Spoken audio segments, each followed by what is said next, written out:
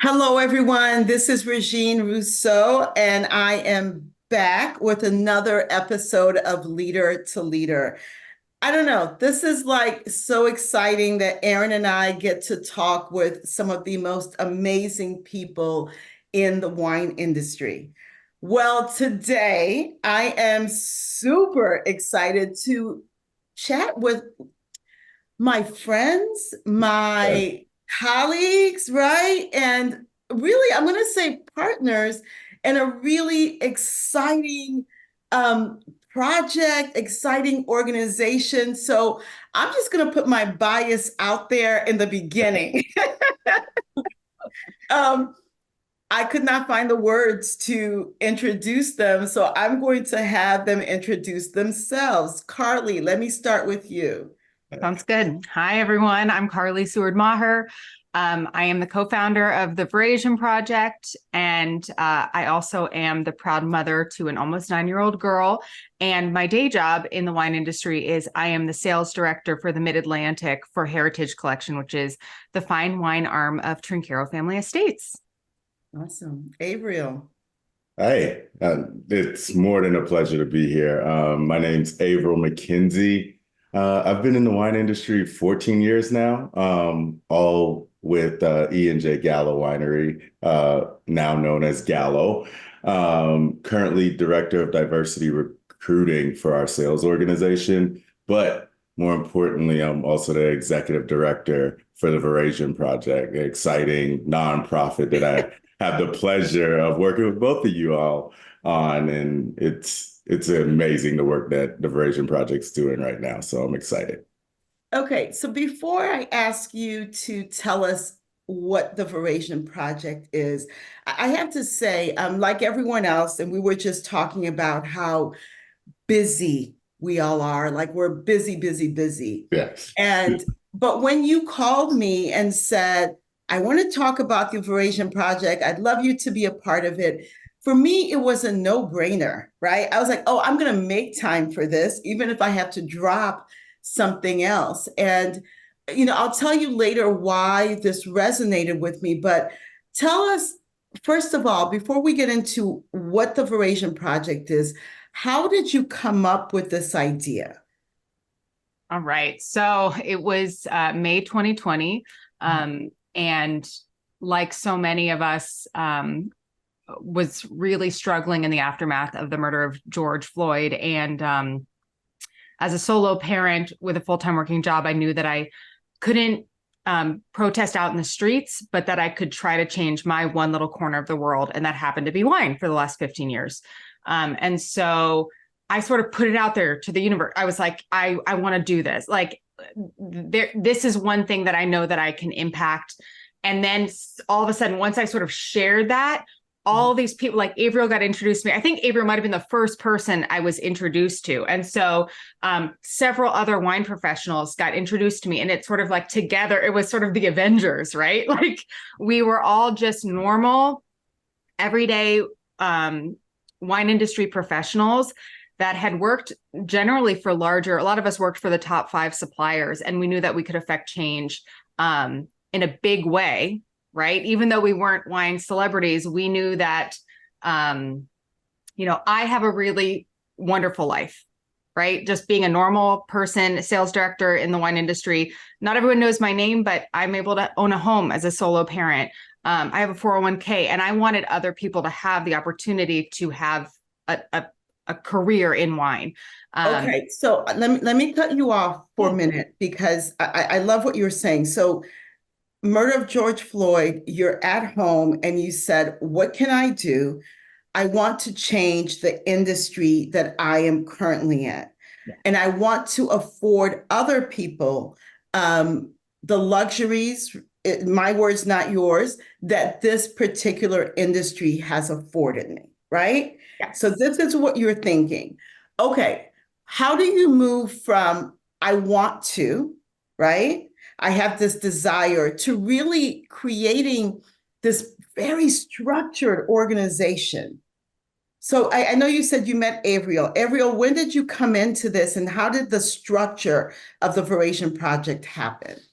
Ooh, so we've been through It's been a while, 4 years. So I will say I picked up Carly's phone call, and that was the first time I had to actually take a step back and think, because I was at that time in the industry 10 years and have made it fairly successful career. And I look back and we were doing stuff within Gallo before on a small scale within the Gallo African American Network and stuff like that. But Carly was like, we need to look at the industry as a whole, and we can't wait on our companies to do this work. We have to do it. And that was the statement that really got me involved, was like, yes, the same thing. I have a great life. There's a lucrative industry in the wine and spirits industry, but there's not a lot of diverse BIPOC individuals that even know that this is an opportunity for a career.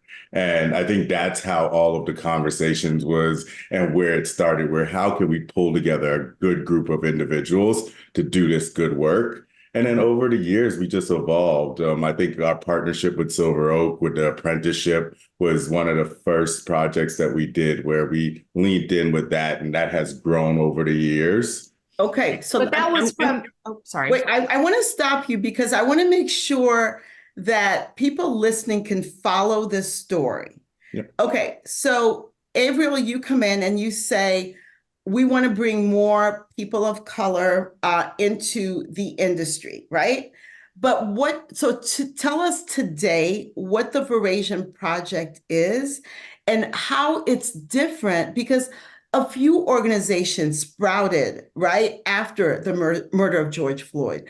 So tell us specifically what the Verasion Project does and how it makes room for BIPOC professionals in the wine industry and spirits now, right? Yeah. Okay, so define it for us.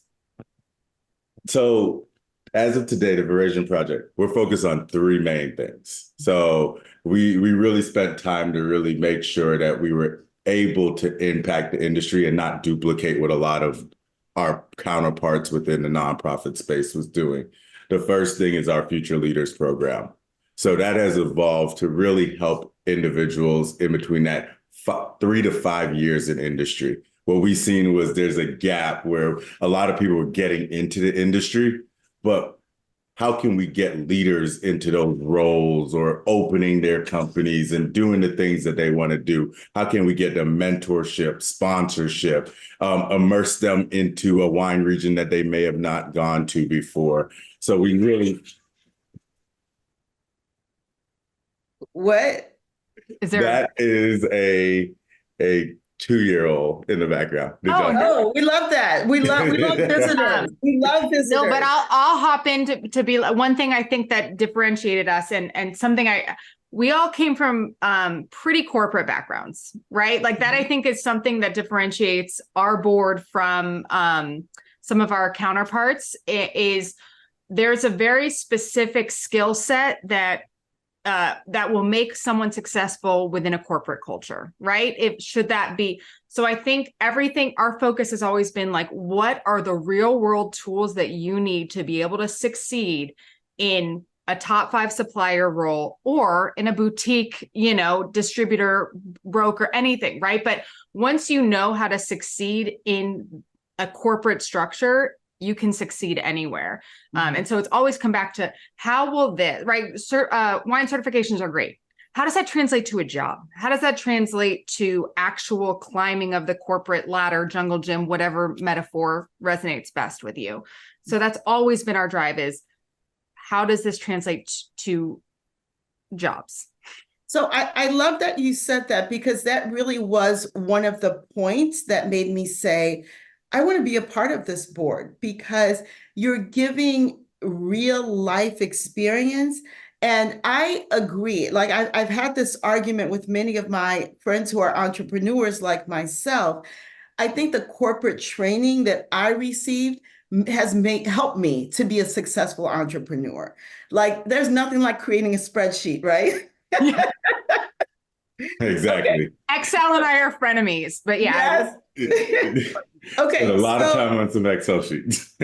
Let's get into exactly the programs that you have in place. to help these young executives or future leaders, navigate the wine industry? Yeah, so I could finish up with, so the first one is our Future Leaders program. So this year we have 10 individuals that's a part of that, and they're anywhere within the industry between 3 and 5 years. So they know that this is the industry that they want to be a part of and grow with. So giving them the resources that they need. So they get mentorship, sponsorship, they get an immersions trip. So we're taking these individuals to France for 7 days and we're going to immerse them into multiple regions within France, from Burgundy to Champagne. In addition to that, they'll do a group project together. And then also they get to give back as well. So they have some time in industry. How can they mentor down or learn how to mentor others? So that's our first project. Our second initiative is our Bridge program, which is really, it's taken off. We started that last year, and it was really looking at the industry and saying, okay, there's a lot of internships out there, there's apprenticeships, there's jobs, and they're asking individuals to move cross country for these opportunities, but they're not taking into consideration the cost that's associated with moving. So really the Bridge program is to bridge that gap in between accepting a job offer or internship offer. And we give anywhere between $5,000 and $5,000 to help that individual not go into financial debt or burden trying to enter the industry. Because move your car or the plane ticket, or even if you're going to Napa or Sonoma, where a lot of the apprenticeships are, the cost of living is extremely high. So that program has been really successful over the last year and a half to 2 years, where we're north of $40,000 that we've been able to give the individuals to help them enter the industry. And then our third program that we have is our apprenticeship program. So right now, we've had an apprenticeship program with Silver Oak for the last 3 years. This is our third year that we're going into it. We have currently a marketing apprenticeship with Gary Farrell and Price Family. And then we're looking at a few others to grow that program, where that's actually embedding somebody into their organization for anywhere between 6 months and a year to get a rotational opportunity to learn all of the different departments of a winery or distillery. So those are the three main initiatives that we have. In addition to that, we do a lot of events that we have into. So when Averiel took over as executive director a couple of years ago, it gave me the opportunity to really focus in on my home state of Virginia. And so now I'm the director of Mid-Atlantic programming and partnerships. And we have a great community partnership with Enoverse out of Virginia. And together we do Eno Camp every year, which is a 2.5-day immersive Virginia wine experience. And then we also do Two Up, Wine Down, which is a tongue-in-cheek nod to Two Up, Two Down, VA, which is a Virginia wine festival that's curated by BIPOC wine professionals, and it's held at the Jefferson School African American Heritage Center in downtown Charlottesville, and it is the coolest wine festival I've ever been to. But I am also biased.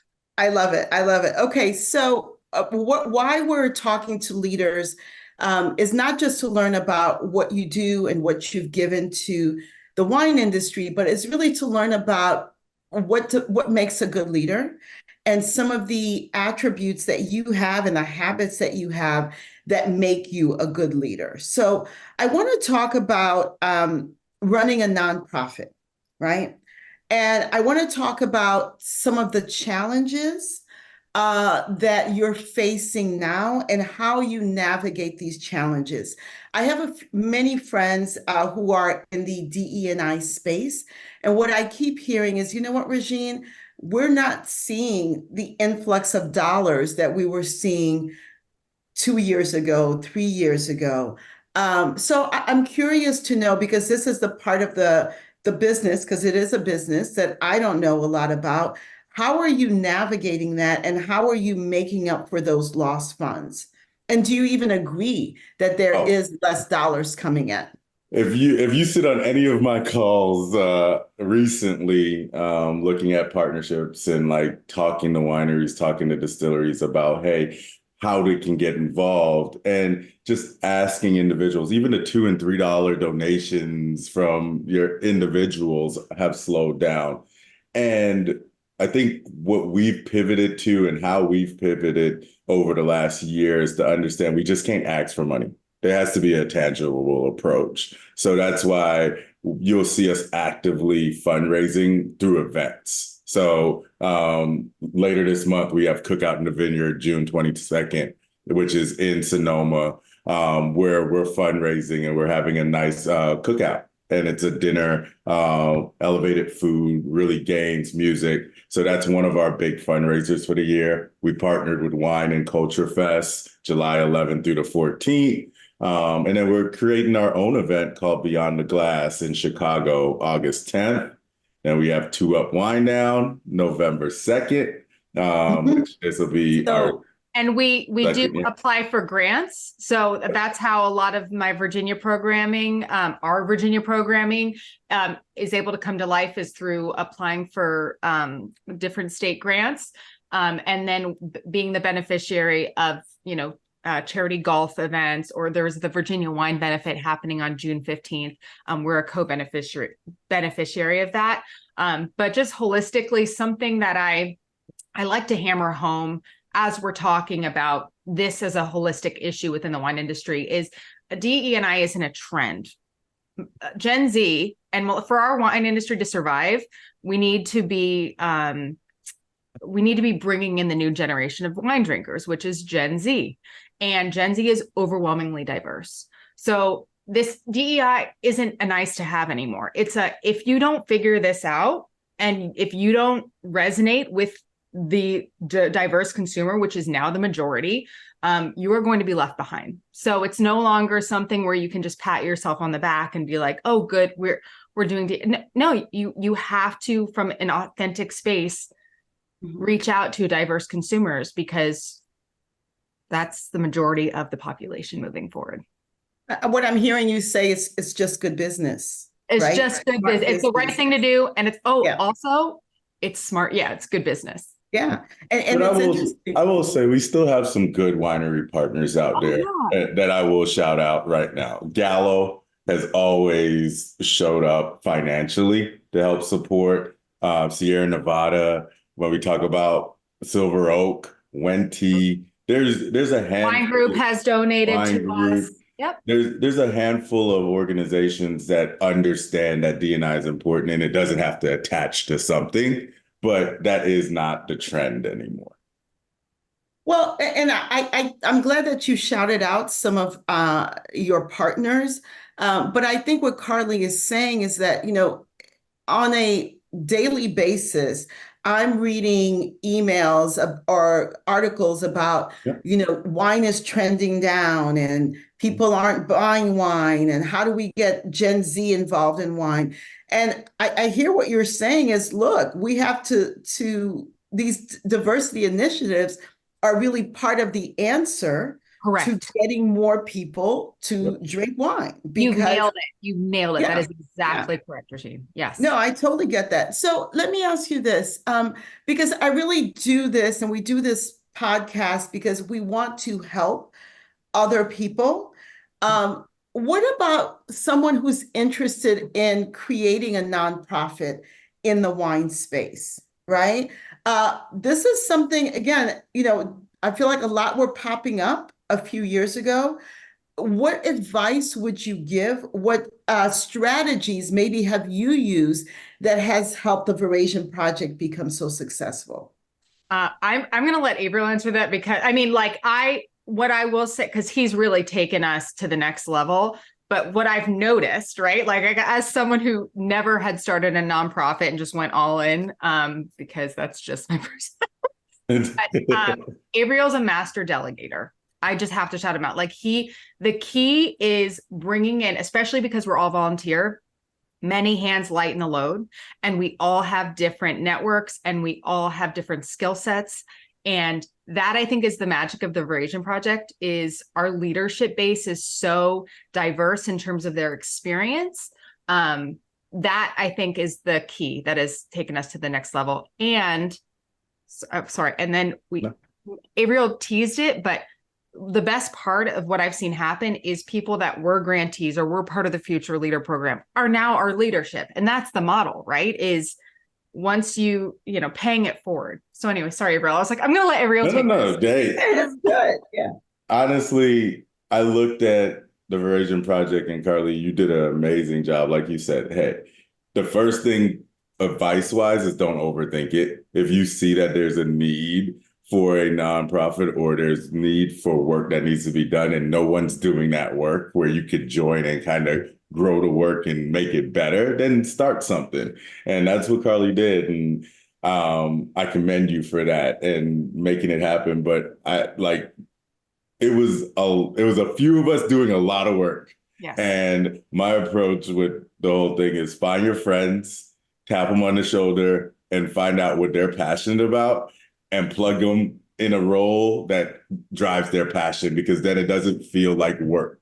It feels like, hey, this allows me to do something in my space that I'm excited about. So whenever I'm having conversation, or if you look at our leadership team, these are individuals that they do this type of stuff on their day job, or it is something that they're passionate about, and then they just get to do it for the Verasion Project. So they're excited about doing the work as well. So that's the number one thing, is find some friends that's passionate about the work and tap them on the shoulder and let them run. That's the one thing with the Verasion Project. It's like, if you have an idea, me, Carly, there's nobody on the board that's going to sit there and tell you, okay, you can't do that because that's not in our scope. Like, how can we put that in what does that look like? So, what I'm thinking now is, we started this conversation talking about corporate and how all of our corporate experiences have helped us to be successful, have helped you to build the Verasion Project, me to build my business. But what you just described, Averiel, this management style of, letting people do what they do, I think would build extremely strong corporations and strong corporations within the business, within the wine world. I don't see people employing that strategy. I'm just curious how you feel about that. I personally think a nonprofit is a corporation. Run it like it is a corporation. I'm sorry. No. But Regine makes a no, but a lot of people point, don't which is want like, to associate it. If more companies ran their operation like we do, in terms of putting people in roles that they're excited about and giving them trust, hire good people, right? Everyone's a volunteer, so no one's hired, but like hire good people that you trust. Wait, I'm not getting paid? I'm just kidding.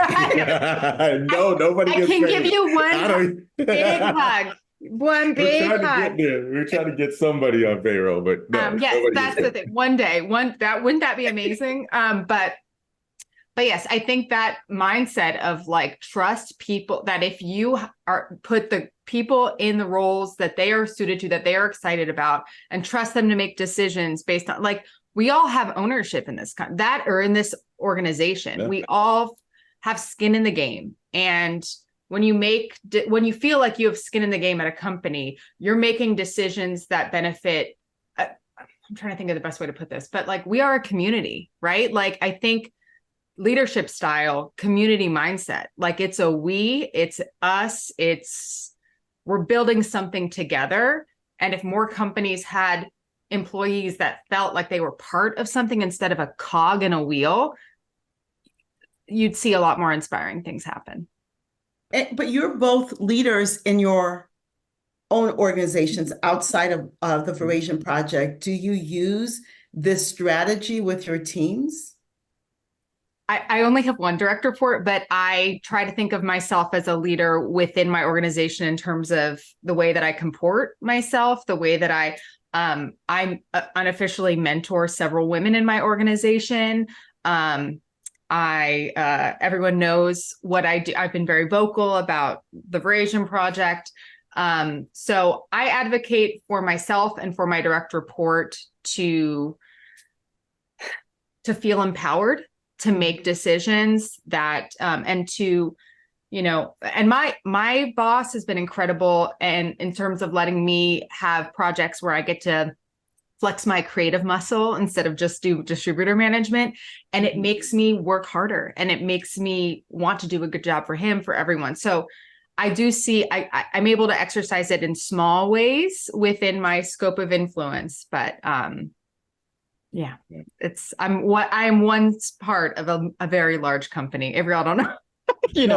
I think for both of us, like, we wouldn't be able to build what we're building right now without our backgrounds within a corporate setting, and good corporate settings too, where they have multi-million-dollar projects that they have to work on. So we could kind of play a little bit looser in our space of the Verasion Project, because it's only to give back and help and change the industry for a long term. But I feel like a lot of the skills that we learn within our corporate setting is lending to how we kind of drive and build and think about, like, we're going into planning for the Verasion Project, a 3, 5, 10-year plan on what our scope and what we'll look like in the next 10 years. None of us would know how to do that without our corporate space saying, hey, we got to do strategic planning.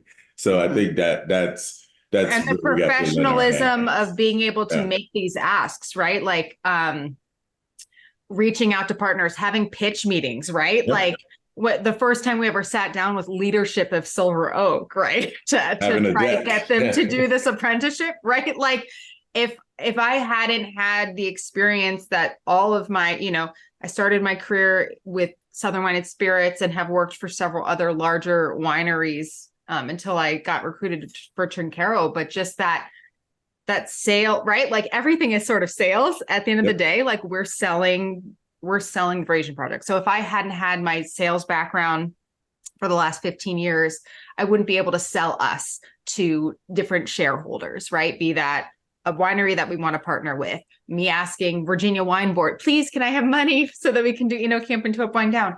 The skills that Averiel and I have learned through our backgrounds have been invaluable, and no regrets. Carly, let me know if this is what I'm summing up from our conversation. Everything that you just mentioned, how to sell, how to pitch, how to navigate the wine industry, how to be corporate in a space that doesn't sometimes feel corporate. Is that what you're giving to the participants of the Verasion Project? I hope that's a takeaway. And also that this is a legitimate profession, right? Like I want people to feel empowered that this is a career. This is just as legitimate as accounting, or, it might be a little bit more fun. But I think that's really what we want.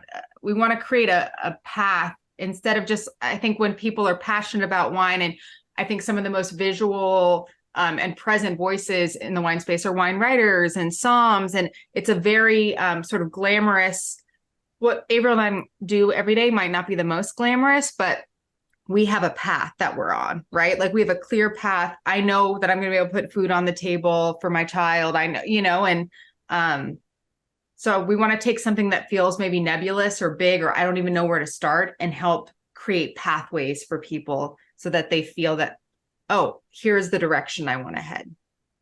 That is beautifully stated, because I do think, sometimes I'll say, I don't just drink champagne all day, right? And sometimes people think that this is what this industry and careers in this industry is about. There are days I get to drink champagne in unrest, and I'm grateful for it.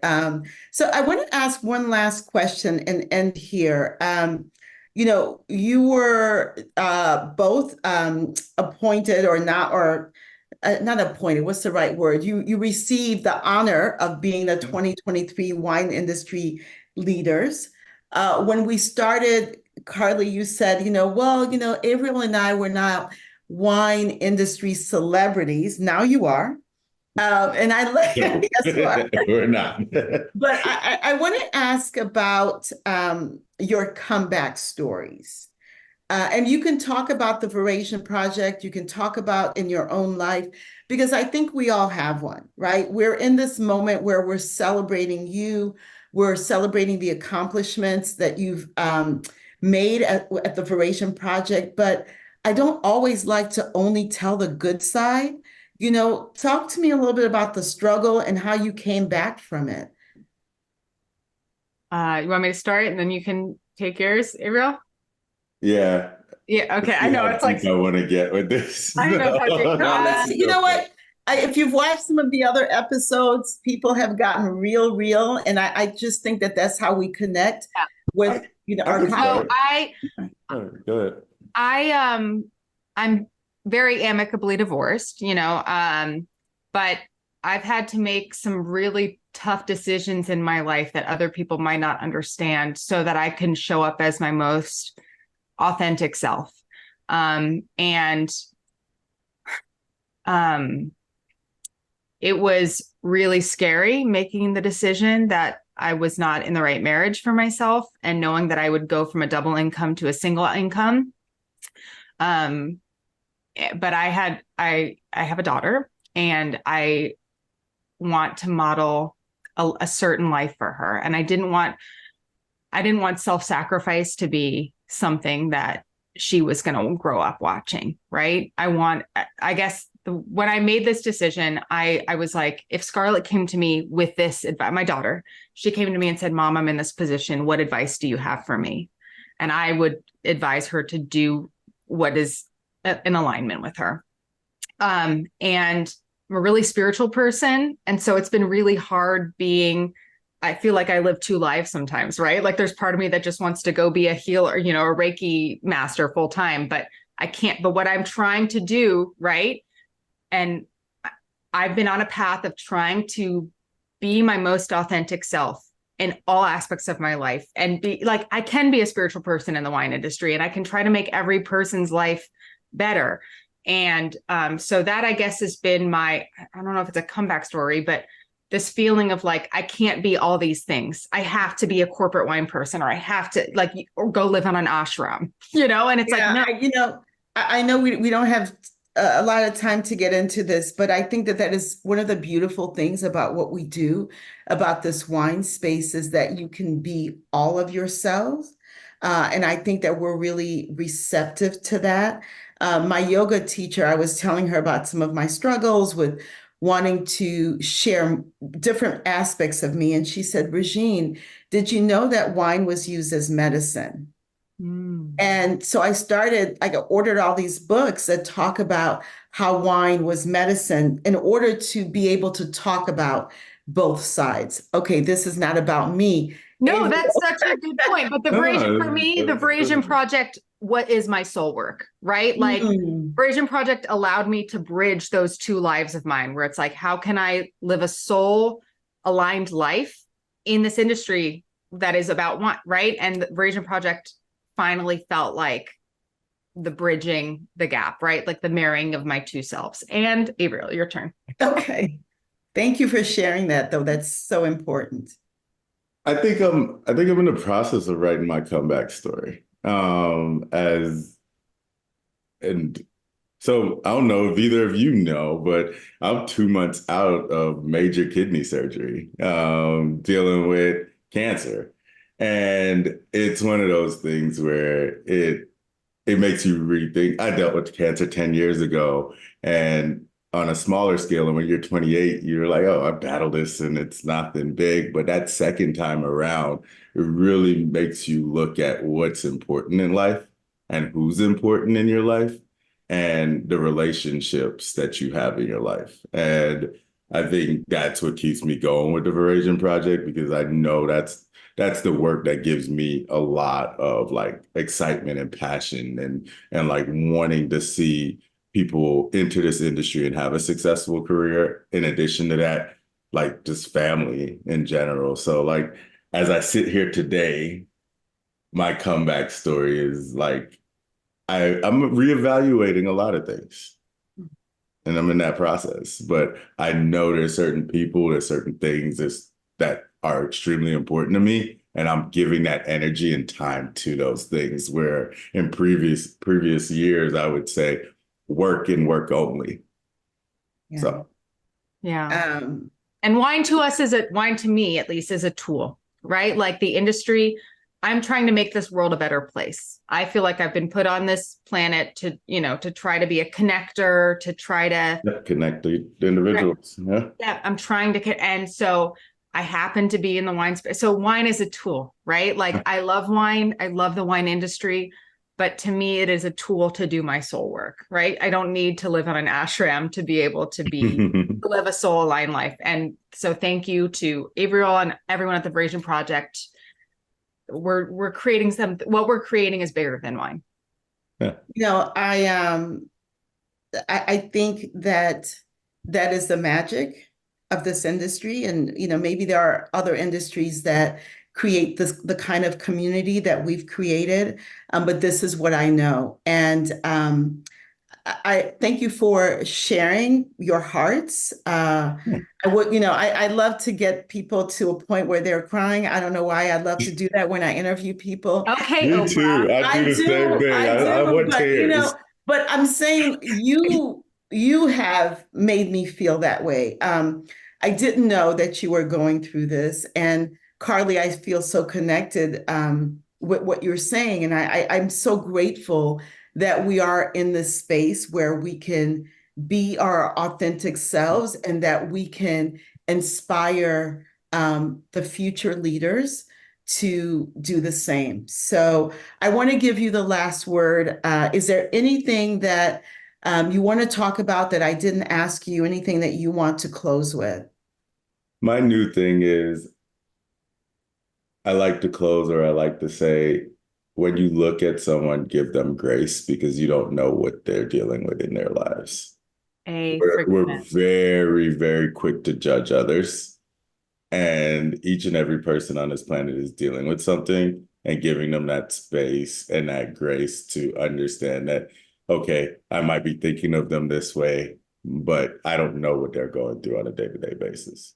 So well said. So that's my new thing. I love it. And my last word would be it comes back to authenticity, right? And I'm really proud to be able to live authentically. And I want to encourage other people to live as their authentic self, because the world needs you, your unique gifts, your unique offerings. And if you are not out there radiating, as you're sending out the bat signal of who you are, you're not going to be able to find your people, right? And your people need to find you. And there is a message that each of us has that needs to be broadcast, that someone needs to hear. So I just want to encourage everyone, show up as your authentic self, even when it's hard, especially when it's hard, because that way you can find your people and your people can find you. Awesome. Oh, well, on that note, I want to thank Wine Business Monthly for saying yes to this project, because the conversation we just had is a conversation that I want to have with so many leaders. Thank you for showing your hearts. Thank you for your work, and we'll see you soon. Well, thank you for all you do. We appreciate you. You're the best. Thanks for being part of our team. You're invaluable, and we adore you. Thank you.